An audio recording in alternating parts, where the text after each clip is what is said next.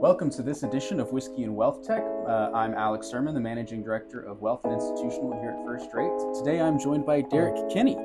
Thank you, Derrick, for joining us today. Looking forward to it. Whenever there's whiskey involved, I had to come right on over. So let's do this. Perfect. Well, with that, let's jump into our whiskey of this episode. So this is our first Irish whiskey that we're having on the podcast, and this is a Teeling whiskey. So let's go ahead and dive right into it. All right. So cheers. Cheers.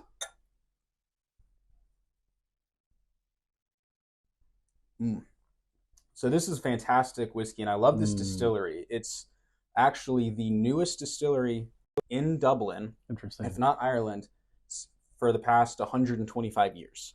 So Irish whiskey really declined, and then in the last 10 years or so, it's had a major resurgence, with Teeling being at the forefront of that resurgence. Started distillery right in the middle of Dublin, and they're doing a lot to really reinvigorate the space. So this particular whiskey we're having is their single pot still, aged in virgin Portuguese wood. Wow. So How do you know all this? I read the label. That's because it's very impressive here. Well, the vast knowledge of Irish whiskey. Yes. It also helps that at our last week at our local liquor store, Total Wine, they had a class. Okay. And Teeling was leading the class, and they had their brand ambassador of Texas come in and teach us all about this. So it's a little fresh on the mind with all the facts. So I don't normally have this much detail. Well done. But it is really cool with Irish whiskey that unlike bourbon and unlike Scotch, they legally just have to age whiskey in wood. It doesn't matter what kind of wood. Okay. Now, this is aged in oak, but they're able to do it in any kind of wood that, is viable for whiskey aging. And, so it's not poisonous. It's not too hard. It's not too soft. But most whiskey is aged in oak. So this kind of really allows Irish whiskey to play around with things that other countries just legally can't do. Yeah. So it makes it really interesting. And then with it being single pot still, this is 50% malted barley and 50% unmalted barley. So again, that's unique for Ireland because most everybody else just does 100% malted barley. So, really unique kind of styles that they have over there, and really creates a fantastic whiskey.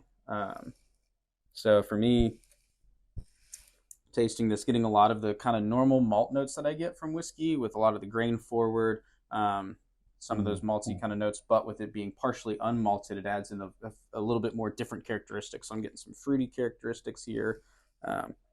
With the oak being virgin oak, it's a little bit stronger, I would say, than a lot of normal Irish whiskey. So it's not going to be like your Jameson that kind of feels like you're tasting metallic vanilla. Right. Okay. It's really got some heft and body to it. So how are you liking it, Derrick? I'm actually not a huge whiskey drinker, so this is like a treat for me. The first time I tasted whiskey was up in Nashville, Tennessee. And it was at a bar there. It was an event, and there were just whiskeys from left to right. What I like about whiskey is sort of like drinking fire, is how I think about it. I mean, it's not like I'm typically more of a red wine kind of guy. But what I like about whiskey is it's sort of this drink of possibility. It's like you drink it and you feel like, I just want to go do something big. I want to go accomplish something huge here, So it's got a good, I wouldn't say I'm an expert like you are. Hearing you talk, I'm like, dude, this is really, really cool. But you can tell that there's a lot of craftsmanship that goes behind the scenes here. There's no aftertaste. It's very clean, very smooth. Yeah.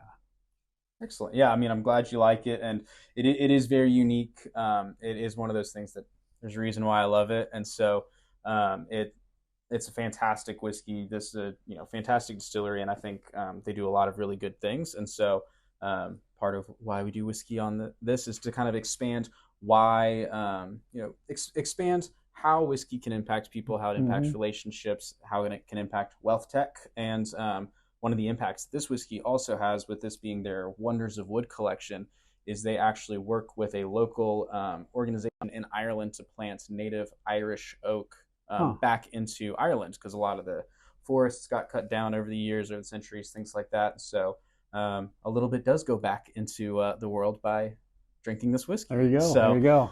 But let's move into kind of the meat of the episode. So Derrick, would you mind telling us a little bit about your background? What do you do, and how have you gotten there? Yeah, so I've been a financial advisor for the past 25 years, and this was July of 2019. Mhm. I go on a yearly sabbatical every year, and I ask a couple questions about myself. How do I be a better husband, a better father, a better business owner? But it's a time for me to kind of take a step back. I like to run really fast, and I figured if I'm going to run really fast 52 weeks of the year, I need to take 1 week to figure out what am I running fast toward. If not, Mhm. I'm going to run in a big circle, and that's frustrating. So I'm in Boston at the W Hotel, and I began to write out what would I like to do with the Mhm. next chapter of my life. And I wrote down write a book, launch a podcast, coach, speak, consult. And surprisingly, Alex was not being a financial advisor. Hmm. And that really shocked me. And I felt it for a while. I felt like I was sort of going through the motions a bit. But then I knew it was time to sell the business, bet on myself with no plan for the future, just knowing that I wanted to go bigger with my message of shame free financial success for every American.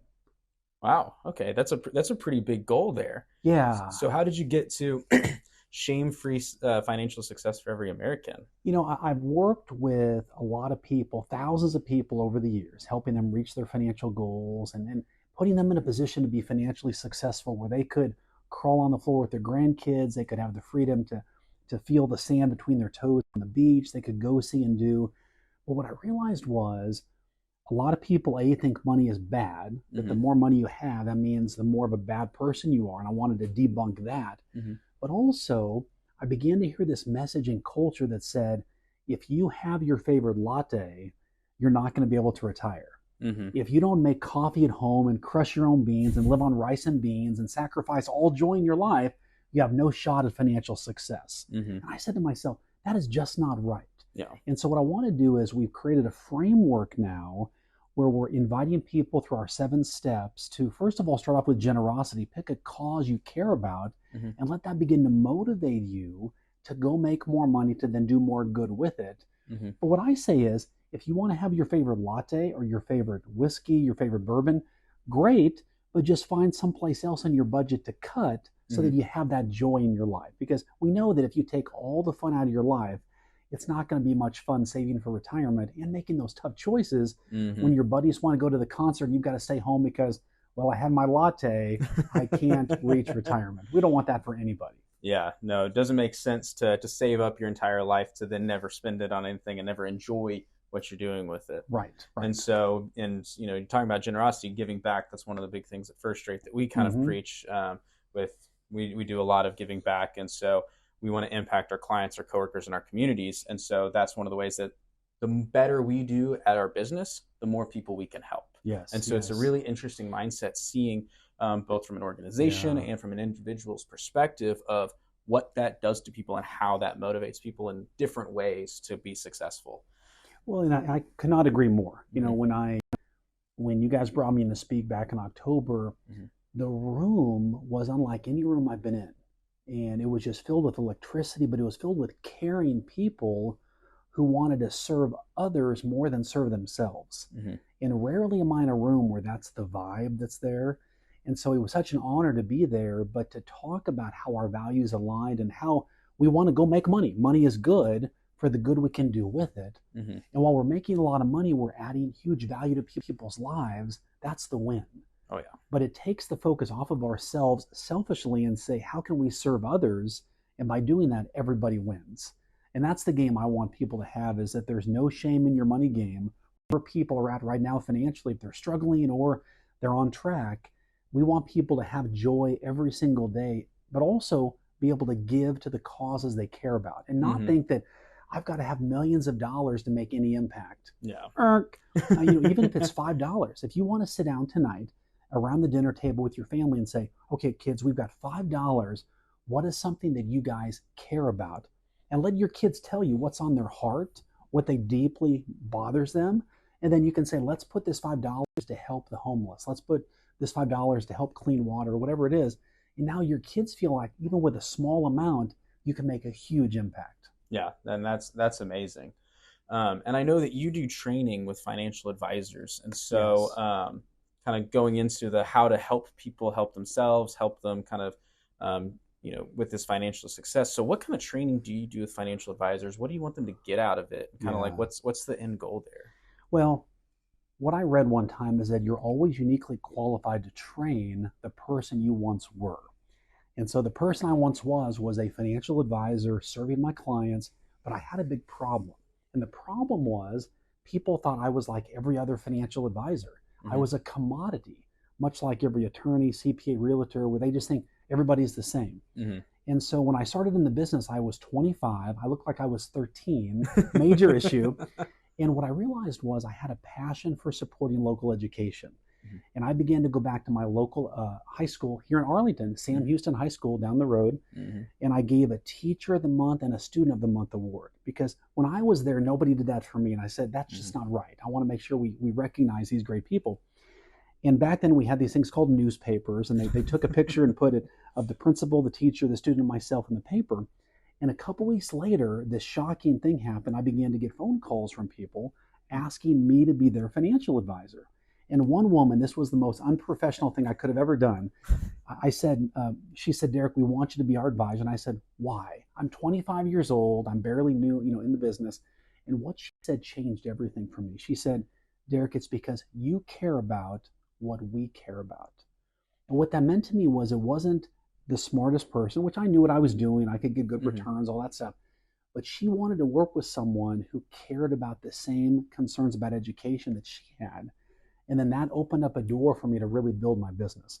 But as I work with advisors now, I've developed a 5-step marketing success framework. And the whole goal is most advisors are super smart, very capable, very knowledgeable, but nobody knows they exist. And so if nobody knows you exist, that is your problem and your fault. You have to find a way to stand out, and really what I say is own a problem, and then you can own your success. And what I would ask people to do, it's a simple exercise, is think about, as an advisor right now, of the last 5 clients you brought on, what was the problem they came to you to solve? And then write that down. And then ask yourself, of my 5 most profitable clients, what problem did they come in to have me solve? And then figure out the commonalities of, I see there's a common thread here. And now your focus group is telling you, here's the problem that you solve. And now what you want to do then is go to market with a strategy of talking about, here's the problem we solve for people. If you need this problem solved, we're your advisor. It's more complicated than that, but I wanted to simplify. That's the core.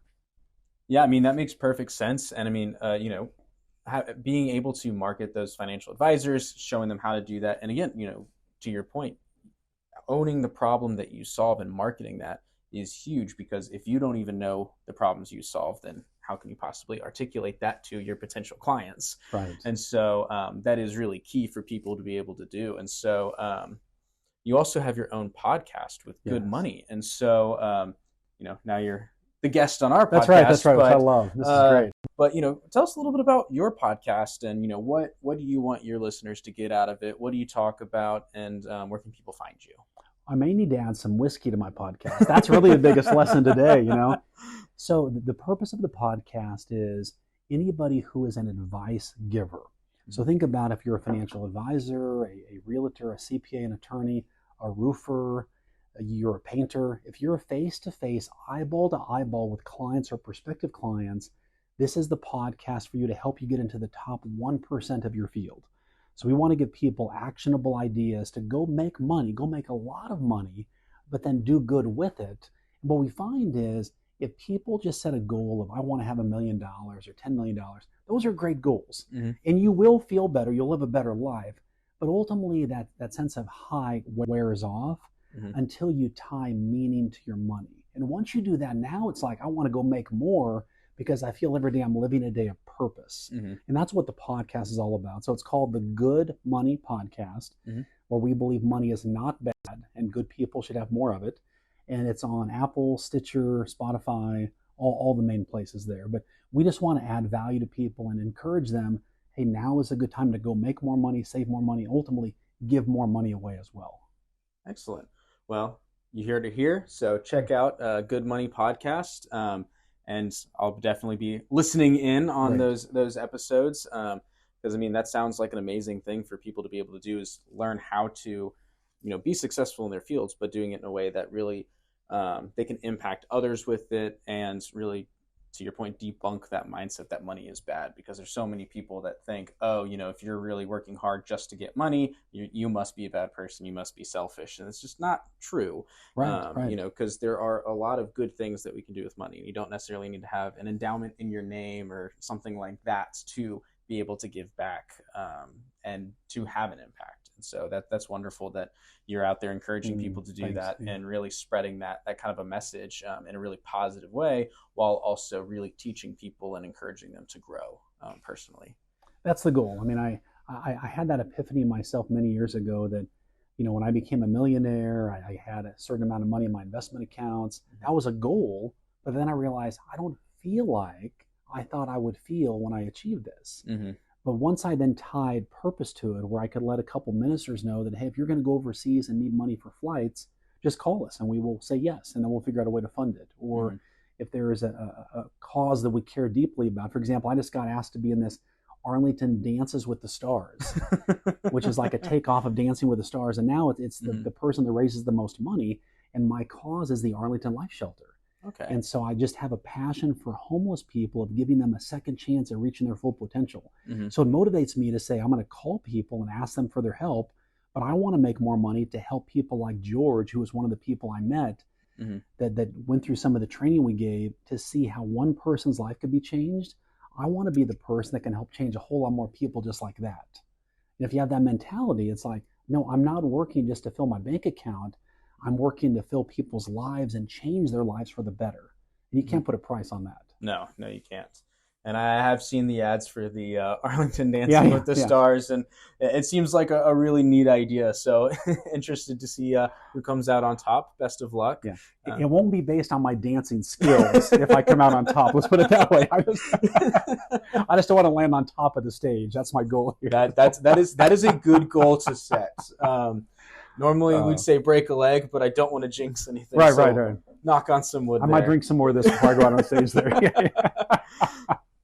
And so with working with financial advisors, working with all these people that, are in the financial industry, what are some of the trends that you've really been seeing or hearing kind of in that wealth management industry?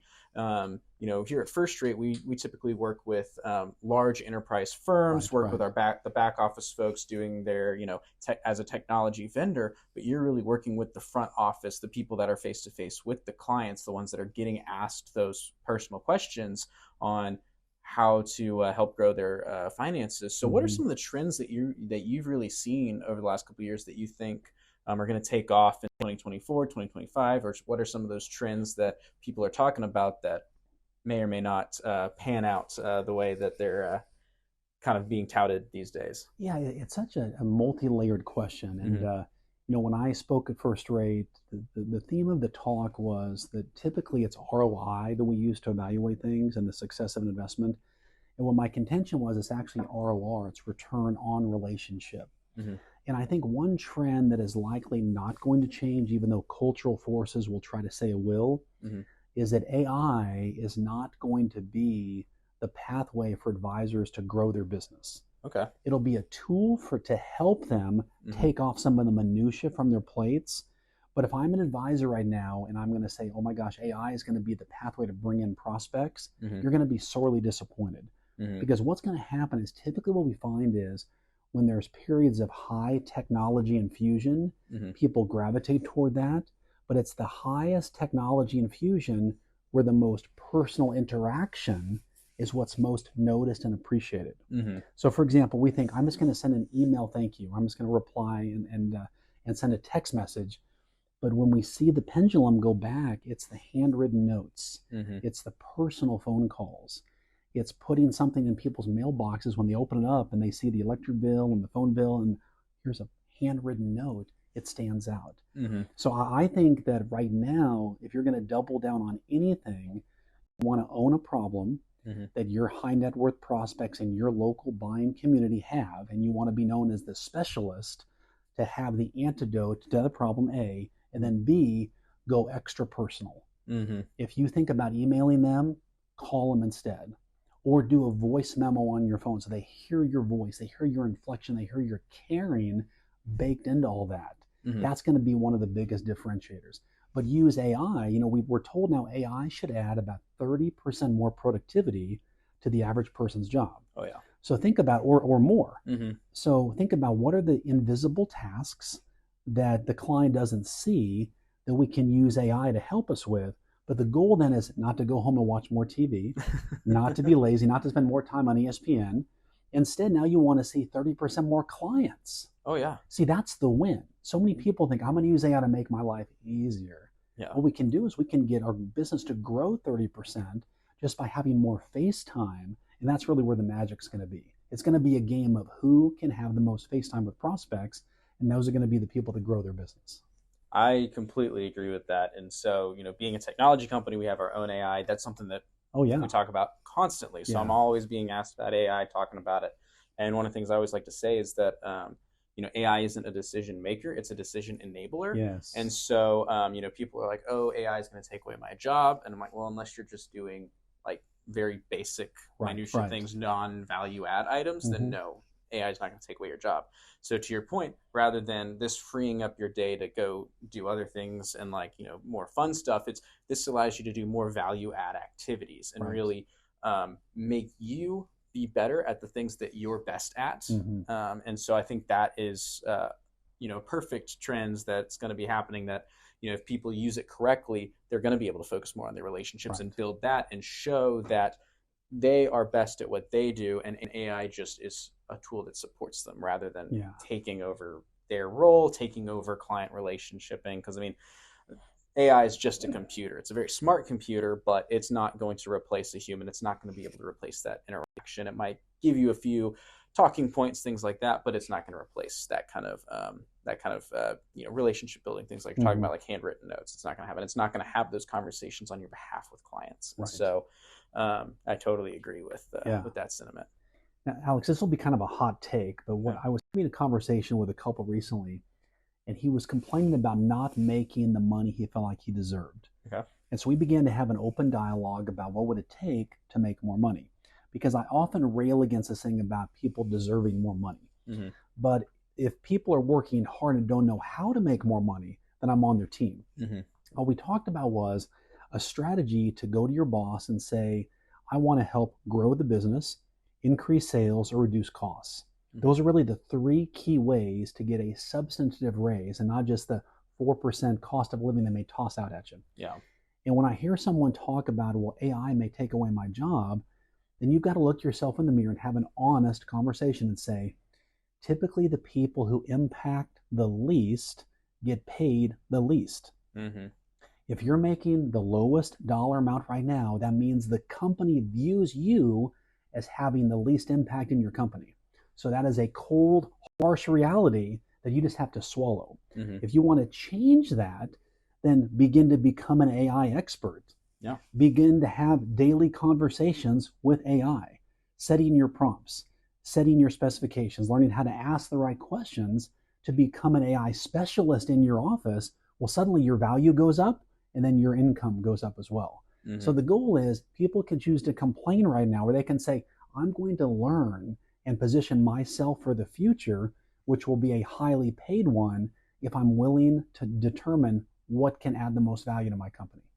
For sure. I totally agree with that as well. If you're just doing data entry, something like that, then AI might take your job. But again, to that, become the expert, know how to use it, know how to leverage it to have the maximum value to your company, to what you do within your team, and really show yourself as a leader and as an expert in that, so that way you can be more successful.